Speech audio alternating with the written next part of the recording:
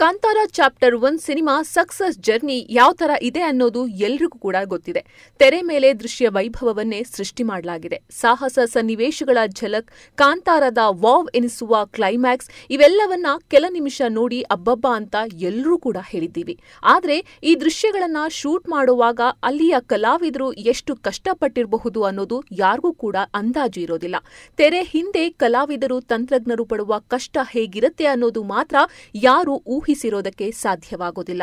ಇವತ್ತು ಕಾಂತಾರ ಸಿನಿಮಾವನ್ನ ಮೆಚ್ಚಿ ಹಾಡಿ ಹೊಗಳ್ತಾ ಇರುವ ಜನರಿಗೆ ತೆರೆಮೆರೆಯಲ್ಲಿ ಆದಂತಹ ದಿನದ ಹೋರಾಟ ಹೇಗಿತ್ತು ಅಂತ ರಿಷಬ್ ಶೆಟ್ಟಿ ಅವರು ತಮ್ಮ ಸೋಷಿಯಲ್ ಮೀಡಿಯಾದ ಎಕ್ಸ್ನಲ್ಲಿ ಫೋಟೋ ಸಮೇತವಾಗಿ ಹಂಚಿಕೊಂಡಿದ್ದಾರೆ. ಕಾಂತಾರ ಚಾಪ್ಟರ್ 1 ಕ್ಲೈಮ್ಯಾಕ್ಸ್ ಶೂಟಿಂಗ್ ವೇಳೆ ತೆರೆ ಹಿಂದಿನ ರಿಷಬ್ ಶೆಟ್ಟಿ ಅವರ ಹೋರಾಟ ಹೇಗಿತ್ತು ಅನ್ನೋದಕ್ಕೆ ಈ ಫೋಟೋಗಳು ಸಾಕ್ಷಿಯಾಗಿವೆ.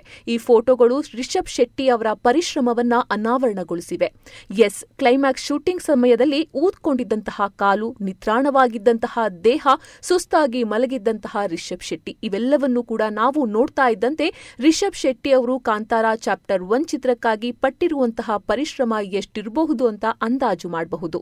ಇವತ್ತು ಕೋಟ್ಯಾಂತರ ಜನ ನೋಡಿ ಮೆಚ್ಚುವ ಹಾಗೆ ಆಗಿದೆ ಅಂದ್ರೆ ಅದಕ್ಕೆ ತೆರೆ ಹಿಂದೆ ನಾವು ಪಟ್ಟ ಶ್ರಮದ ಜೊತೆಗೆ ನಾವು ನಂಬಿರುವ ಶಕ್ತಿಗಳ ಆಶೀರ್ವಾದದಿಂದ ಮಾತ್ರ ಸಾಧ್ಯ ಅಂತ ಜಾಲತಾಣದಲ್ಲಿ ಡಿವೈನ್ ಸ್ಟಾರ್ ರಿಷಬ್ ಶೆಟ್ಟಿ ಅವರು ಬರೆದುಕೊಂಡಿದ್ದಾರೆ.